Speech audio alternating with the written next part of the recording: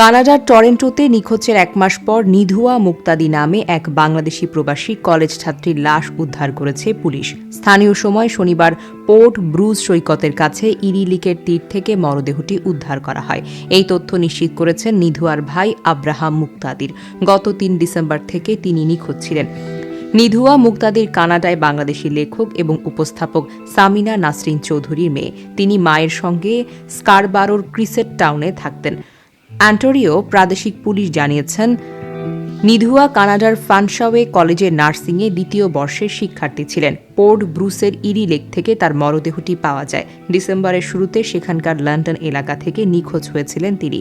Port স্টনলি থেকে প্রায় ৫ kilometre উত্তর পূর্বে হক ক্লিফ রোড থেকে নিখোঁজ হয়েছেন তিনি।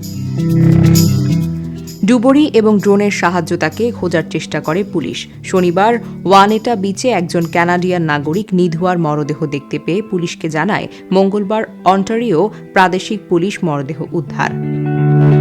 তার মৃত্যুর ঘটনায় সেখানকার আশেপাশের পরিস্থিতির তদন্ত চলছে জানিয়ে পুলিশ বলছেন, নিহতের শরীরে অস্বাভাবিক কোনো কিছু পাওয়া যায়নি। মৃত্যুর কারণ তদন্ত করা হচ্ছে।